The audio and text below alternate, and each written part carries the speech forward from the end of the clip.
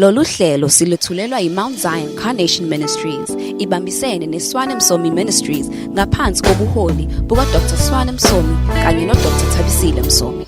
Uma ufuna ukuhlanganyela kanye nathi, siyatholakala eNanda Dube Village Mall, shop number 3, njalo ngamasonto. eMlazi Philani Mall, njalo ngesonto, kanti-ke eToti, eSkhawini, eNdwedwe, eBergville, eClermont, eCentercow, Olundi, eJoyvet kanye nasePitoli. Uma ufuna imininingwane mayelana nebandla kanye nezintshumayelo ungasithinta ku-073 408 9507 kanti siyatholakala bukhoma kwi-YouTube channel yethu ethi Swane Msomi nakwi-Facebook page yethu Swane Msomi Ministries. Ngisaqhubeka kwi-series ukuthi I'm fearfully wonderfully made. I'm still continuing from the series that I'm fearfully and wonderfully made. I'm trying to explain to you how important it is to know who you are. Ngiyazama ukuchazela ukuthi kubalekile ukuzazi ukuthi ubani. I want us to grow to reach a level of maturity. Ngifuna sikhule sifinyelele ebudodeni okupheleleyo. That's why God has anointed us Ingakho uNkulunkulu asigcobile as preachers njengabashumayeli to be able to help you ukwazi ukunisiza to reach a certain level ukuthi nifike ezingeni elithize of maturity. yobudodo obupheleleyo. God is the mastermind uNkulunkulu unobuchule in everything that He does. kona konke akwenzayo. He wants us to grow. Ufuna sikhule. If we look at our bodies, Uma sibheke imizimba yethu we are growing every day, siyakhula nsuku zonke. growing towards maturity Sikhula sifinyelele ebudodeni obupheleleyo. and growing also towards aging.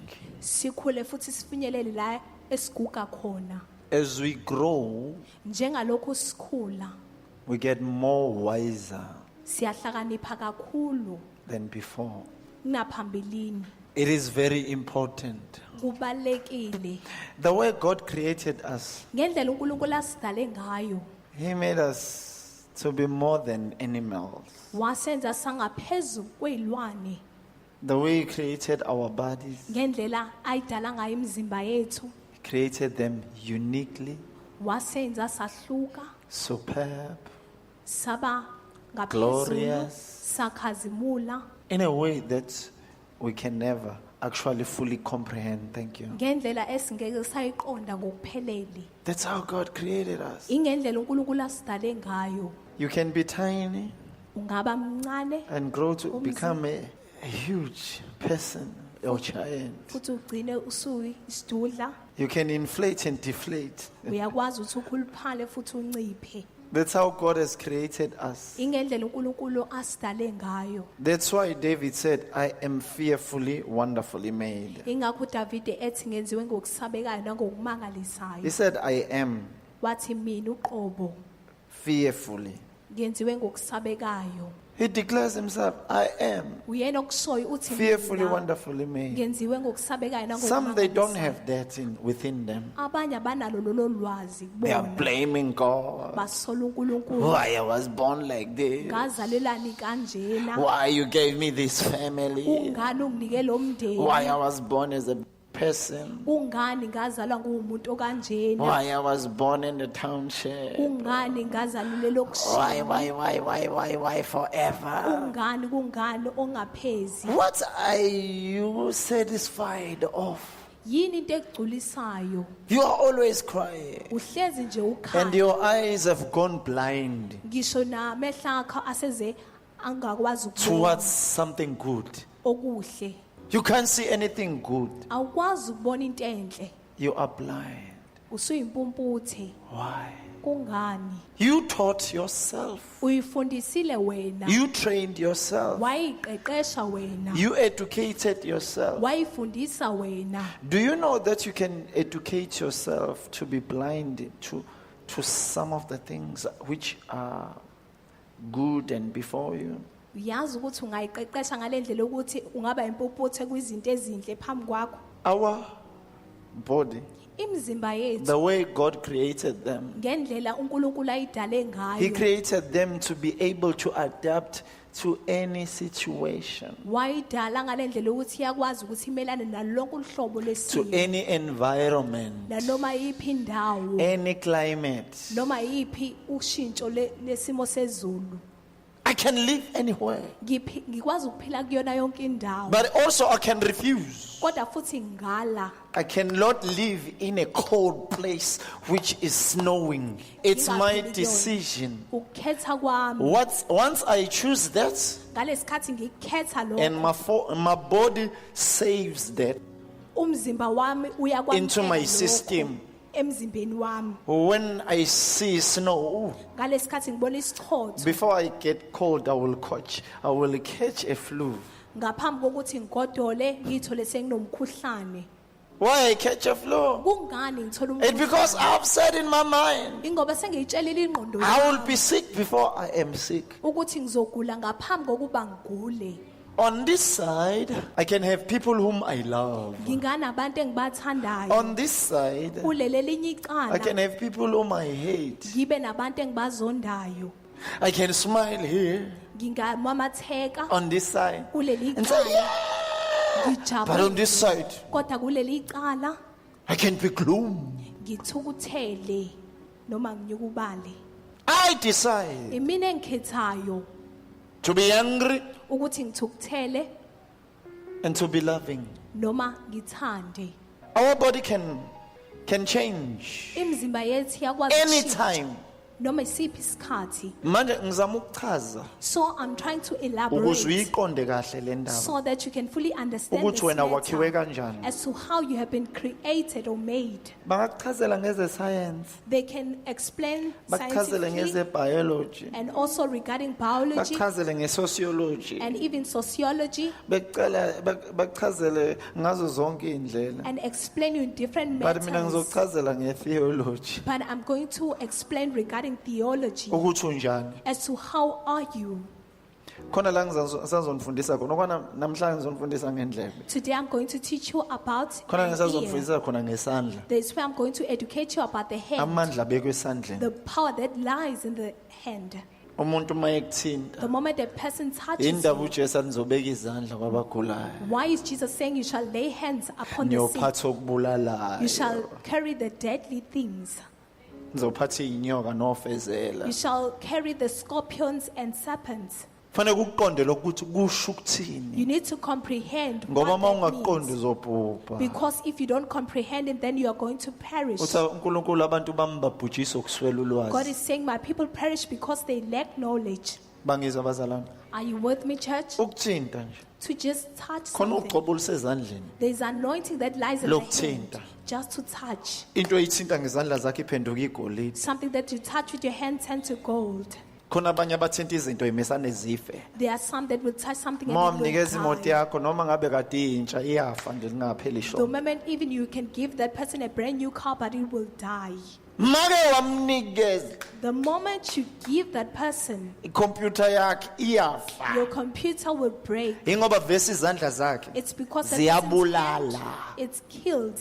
Uboba Instead, bukisisa abantu pay careful attention ukuthi to people kwenzakalani eduze kwabo as to what is happening ngaphambi around kokuba them involve empilweni yakho. before you involve them in your life. Bobuka umoya abahamba nawo. Look at the spirit they carry. Ngoba umoya abahamba nawo Because the make spirit they wahamba carry, nawo the moment you are in usuvumelane contact with them, nabo ukuthola umoya abanawo. then you are in agreement to also obtain that kind of a spirit. Ingakho lithi iBhayibheli That's why the Bible says ukuhlanganyela nabangani ababi to be in the company of wicked friends, konakalisa ukuyiphatha okuhle. it makes your good character to be bad. Nginabantu abaningi engibaziyo abahlale beblame uNkulunkulu. I have numerous kind of people that always blame God. Ma uyisigebengu uhamba nezigebengu uthola umoya obugebengu nenswebu yakho izoba yesigebengu. When you are a criminal and you are in the company of criminal, you shall obtain that. Awukwazi wena ukuba yi-cheese boy ubuhamba nohodoba. You cannot be a cheese boy whilst you are going with the hooligans. Awukwazi. Umoya uyangena ukuthi uhamba nabo umoya uthi womunye wethu. The moment you are in their company and the spirit said, this is one of us. ngeke ukuthi uPetro wagcina sefana noJesu naye wathi uthi uyaphika washo inhlamba engaka wathiwa noma ungasho inhlamba ufana It naye cannot be that Peter, when he denied Jesus, but they said, you are like Jesus. noma usungasho inhlamba ufana naye Even if you can swear, but yet you are like him. make wahamba nabantu The moment you are in the company of those people, uyayithola lento yabo you will obtain that spirit. uyicelile noma uyicelanga Whether you requested or you didn't. ilento abantu abangayi understand That's what people don't understand. mhlawumbe kwesinye isikhathi ungahamba uye emcimbini othize Maybe sometimes you can attend a Asitheni certain kuhlatshiwe. event. Maybe they've slaughtered ufike nje ube around and you be in the Akuhlatshwe. company. ngokuba around kwakho By being in the company of those people nawo omunye wabamenyi and you are one of the guests. banemvumo laba lemoya yala ekhaya ukuthi ingene nakuwena That spirit that is ruling in that yard have a permission over you. ngoba indawo ofike kuyona Because the territory that you have entered, either ingcwele noma ingcolile either it's holy or it's wicked. ingakho nje uMoses wathi mayibona isihlahla sivutha That's why when Moses saw a burning bush, kanti uNkulunkulu whereas it was kwathiwa God, khumula imbadada they say, take out your sandals. ukukhumula icathulo The sign of taking out the kusho sandals, ukuthi ukuyithoba kufana nokuguqa it's more like submitting. yabona mawufika la kuthiwa nje khumula icathulo know- hayi ngoba ku clean kuthiwa khumula icathulo sokusubmit ngaphandle komoya obuyisa kuleyo ndawo When you enter a certain territory and they request that you take out your sandal, it's because you are submitting under that territory. ukuze umoya nawo ungene ugqoke So that the spirit that is ruling there can also gain permission towards you. omunye naye ngelinye ilanga wavakashela ehambe phelezela umzalwane wakhe kuhlatshiwe kubo Another one accompanied her fellow brethren, but they were performing some sexual ritual.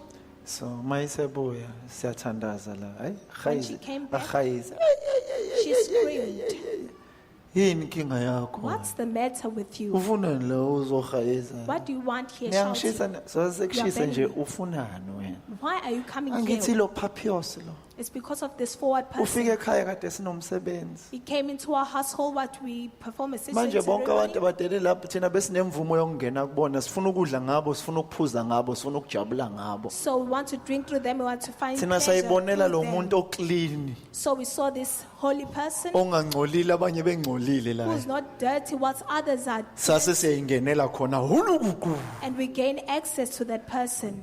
ningene kanjani How ungene did you- endaweni yethu And because he entered into ithina our kuphele territory, besivumelekile kulamagceke it's only us who was permitted in this yard. uyabona umzimba wakho unjani Do you see how your body is ukwazi fashioned? ukubutha izinto ungayicelanga It's able to accommodate things that it had not requested for. uzothi uyazizwa usukhathele awusafuni ukufunda iBhayibheli You find yourself- mawungena ngaphakathi mawungangena ngaphakathi kwabantu abavuthayo You find yourself not being able to read the Bible if you're not in a company of people that are fearful. ngeke izivele lento yakho This thing would not manifest. so ama symptoms akhona ukuthi khona idemon engene kuwena So the symptom that you are possessed by a demon, kuzoba ukuthi ungakuthanda ukuthandaza you won't like to pray. mawuthi uyathandaza ngenkani uzozela When you attempt to pray, you will force a sometimes ingqondo yakhe izoba blank At time, your mind will be blank. ungazi nokuthi fanele kuthini You wouldn't know even the words to mhlawumbe utter. uphinda phinda amagama awodwa You recite one of the hawu same baba words. ngiyabonga nkulunkulu wami Say, I'm umuhle thankful, my nkulunkulu God. ngiyabonga baba ngiyabonga beauty. nkulunkulu lokhu usho into eyodwa waya Keep on reciting one of the same. awukwazi ukuqhubekela phambili ujika ndawonye You keep on ufana going around njengomuntu in circles. oserumini engaka You're like a person in a hawu small baba room. ngiyabonga Keep on reciting one of the same ngifundisa things. ama-symptoms I'm trying to teach you the njengesifo symptom, symptoms like a sickness. bokwazi symptom. ukuthi khona ongenile kuwena You must know that there's one who have entered. then bese okunye kuba ukuthi uthi uyalifunda iBhayibheli uthi usafunda ivesi lokuqala lesibili lesithathu usulikhohliwe lokuqala ade ulifundile And at time when you read the Bible, you read the first, the second, and the third verse, so you find that you have forgotten the first verse. ama-symptoms la These are all the symptoms. usheshe ucunuke kalula You'll easily get umuntu aggravated. mayithandaza especially ezothandaza isikhathi eside When somebody will pray for you long, kuba khona lento you'll be agitated. qeda phela amen lokhu Finish, usho amen. amen You keep on reciting one the same amen. ngesikhathi uthi amen uthi akaqhubeka The time you say aqhubeka amen, say continue. nginikeza izinto ezimbalwa I'm giving you some few ozothi things mangabe uyiqonda lezo zinto that the moment you understand these things, impilo yakhe yoba mnandi emhlabeni. your life will be smooth on earth. Nangeza Do you hear me? ungena nje endaweni. Just entering into a territory. Mina khona indawo bengingidrive ngithi mangidlula kuzona kumesane kunethe. There are places when I'm driving, when I pass, it will just rain. Mesane ngithi kunethelani. I'll say, why is it raining? Athi umoya engcwele ungene The Holy Spirit will say, you have entered Esangweni. into the gate noma emnyangweni or into the door wesiqhwaga. of a giant. So njoba linetha sidiniwe nje asazi ukuthi uzokwenzani. So as it raining, it is angry, not knowing what you are able to do. Siyangazi ukuthi nami ngiyisiqhwaga ngakithi. It's not that I'm also a giant. Manje in my own time. mangizongena kunyakaza amathumbu. So now as I'm entering, it's having a Asazi. rolling stomach. Uthola ukuthi kuzonetha lasibusa khona. You'll find that it's only Maye going to ngadlula liphinde libalele where futhi. it's rain. The moment I pass, it will be sunny. Mbuye futhi vese indlela yami le. Then I will come Kwenzeke back, the very same thing. and the same thing will happen again. Uyabona phansi ukuthi belinganethi. You can see down that it was not raining. Awucabangeke wena uya lapho. Just imagine you ungena was amandla heading ungazi lutho. Not having power, not having any knowledge. Usukhayisa. You find yourself screaming.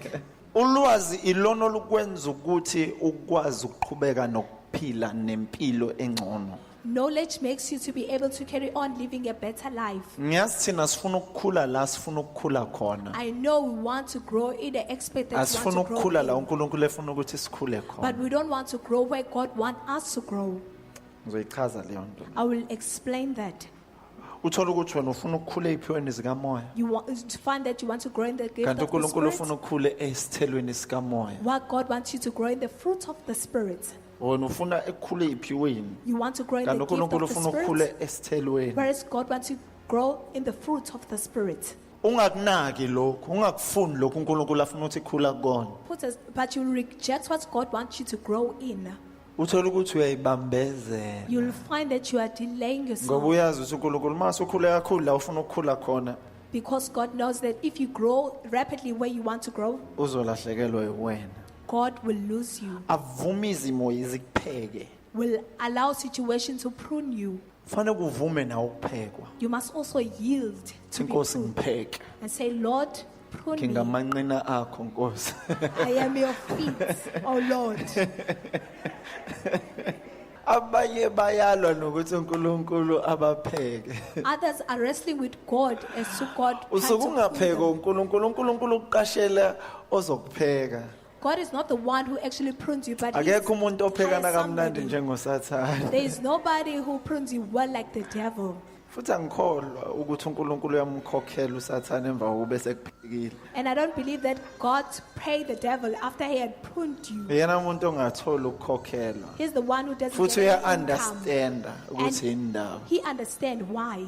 Ukukhokhelwa ukuthola kuphela. And income he only gets it when Mangabe vala indlebe zakho nengqondo yakho namehla akho angayiboni inhloso kaNkulunkulu kuleso simo. you have shut your ears, your eyes, your mind, so that you can Ngoba not see the ngenzeka purpose of ukuthi God. ulahleke ekukholweni ukukholwa kwakho kulimale.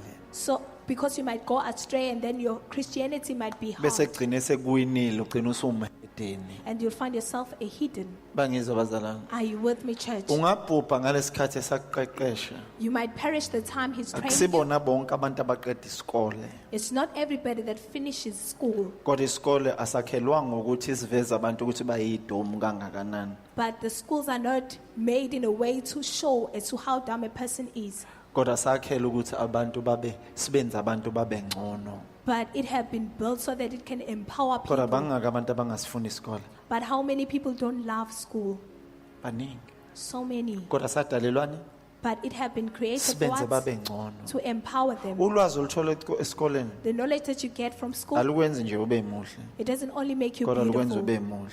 but it makes you wise. So likwenza ukuthi ube muhle It makes you to be beautiful phakathi engqondweni. in the mind. Make yaqala wayiqonda kahle ulwazi The moment you fully understand knowledge, luyakuhlakaniphisa. it makes you wise. Ukuhlakanipha Wisdom ukusebenzisa ulwazi olutholile ukuba lukusebenzele. is to use the knowledge that you obtain to work for you. Baningi iBhayibheli elingabasebenzeli. So many Bible doesn't work for them. Bayalifunda They read it, kodwa libasebenzeli. but it doesn't work for Sebeqede them. 5 years, 10 years, 20 years ekholweni kodwa libasebenzeli They finish ngendlela. 5 and 10 years in Christianity life, but it Ingobani? doesn't work for them. Why is the cause? Abahlakaniphile. It's because they are not wise. Ngeke ngizwe abashumayeli begxeka abanye. I will normally hear preachers criticizing others. Ngake ngalalela omunye, okay, angibasha amagama. Let me say their names. uBenny Hinn wayecriticize uJoel Austin Benny Hinn was criticizing Joel Austin.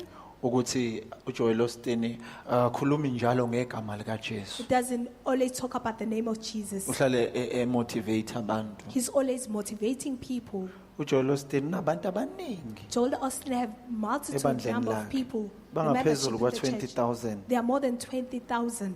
uBenny Hinn ebandleni lakhe. Benny Hinn in his church, Okay, lipastorisho mkhwenyana. Lipastorisho mkhwenyana wakwakhe. that is pastored by the son-in-law of his.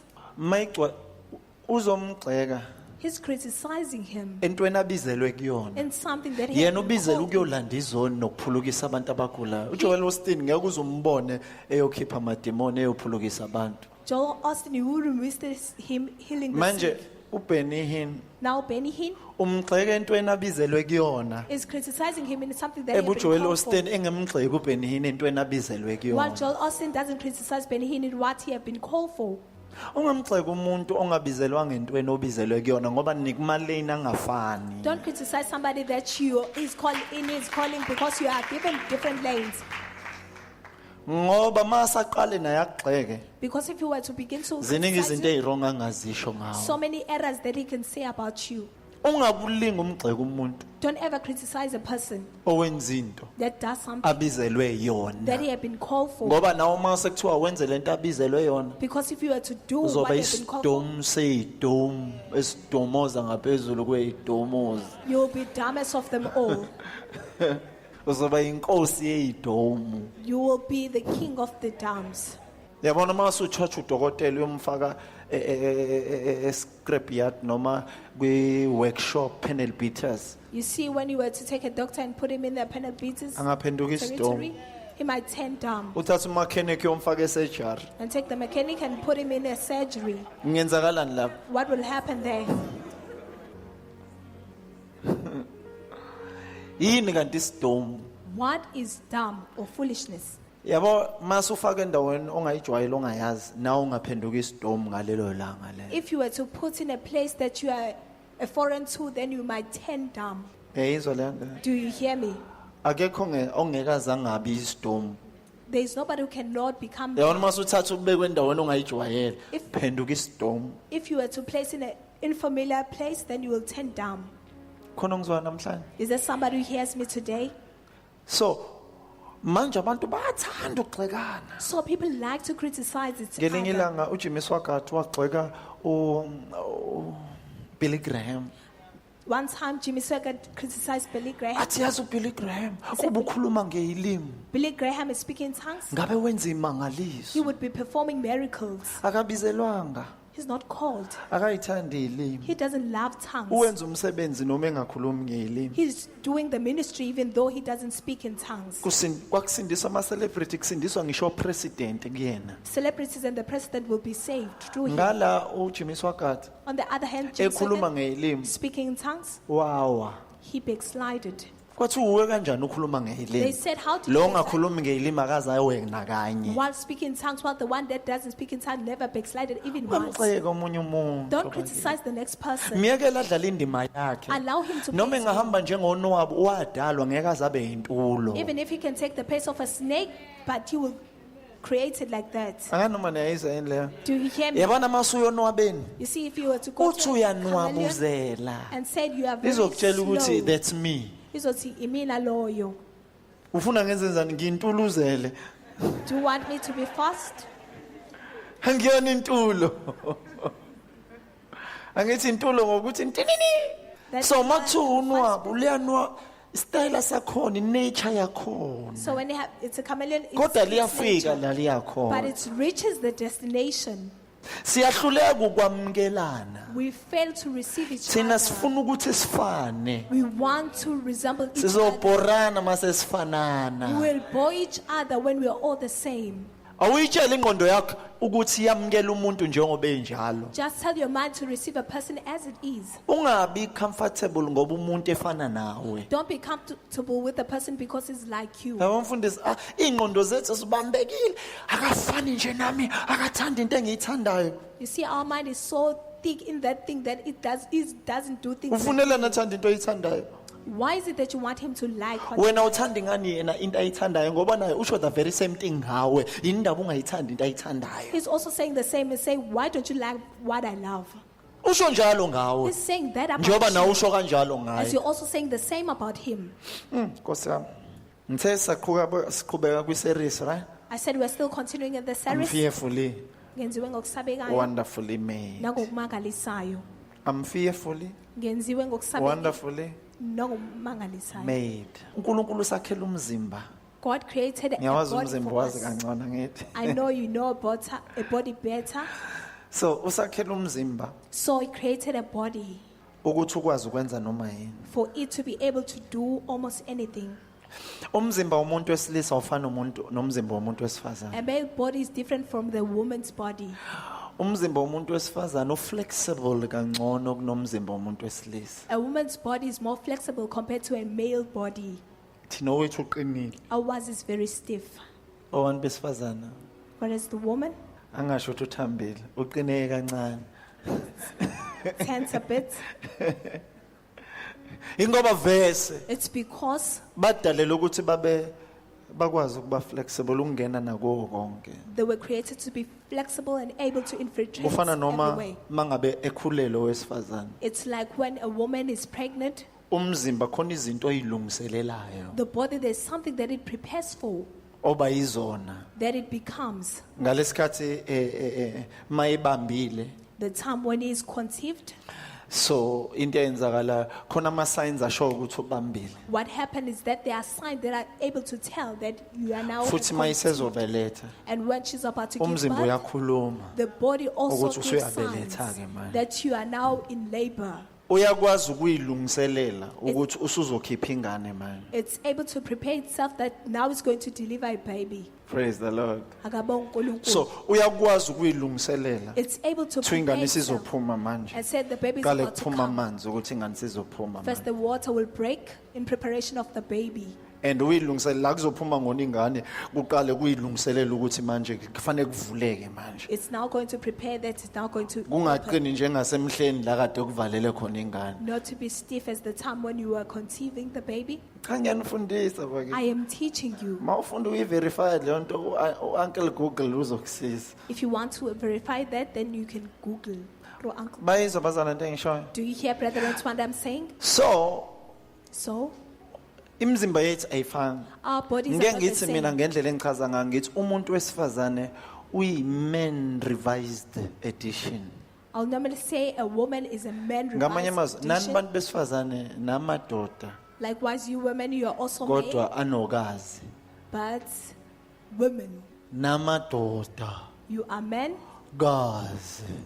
who are women, Shuthi ninziwe naba yilamadoda lawa amakhulu kunamadoda which means you are men that have been maximized ngoba kuthiwa indoda gazi because it says ngoba a daughter uthabathwe endodeni. because you have been taken from a man. So wenziwe waba indoda So you have been made a ekwazi man ukuphinda phinda indoda aphuma kuyona. that is able to produce another man that he have came from. Angithi nina niphume endodeni Isn't you came out from a man? kodwa manje nikwazi ukukhipha amadoda But now you are able to nibe produce niphume men kweyodwa nenindoda. whilst you have been taken from one man. So wena uthe mawakhiwa So the time you were made, kwabonakala izinto ezishodile kule ndoda le there was shortage that were leyo witnessed qala. from the first man that was created. Kwathiwa le ndoda yokuqala eseke ayikwazi ukuncelisa le nto. They said this first man cannot breastfeed. Sizofaka amabele We kwe. are going to put in breast. Le ndoda leyo yokuqala iyashesha ugodola wena sokwenza ukuthi ufudumale umzimba wakho The first man- ngoba uzothwala neqanda phakathi. Easily catch a cold, but we are Namaqanda. going to make you not to. So umzimba feel wakho it. uzothi ukufudumala. It's going to be warmer because you're also going to carry eggs. Khona mangabe kumakhaza ngoba phela bazazi ngekho impahla nikwazi ukufudumezana. More especially when it's cold because there were no clothes in able to keep you Abashadile warm. abashadile ke la. That is addressed to the Mongashadile married. godola nje until. If you are not married, remain cold. Niyayizwa kodwa leyo nto Do leyo? you hear that? Niyayiqonda kahle. Do you So understand? ngamanye amazwi umzimba wakho ufanele uku-understand So in other words, you need to understand your body. ukuthi why wenza kanje. Why do you do like Fana this? noma usejimini It's like when you're in the gym, make wayifaka kakhulu. the moment you exercise exceedingly, Ngalesikhathi uyifaka kakhulu uzwe ukuthi liyazula ikhanda then you can see that you are getting dizzy, uzoquleka. you'll black out.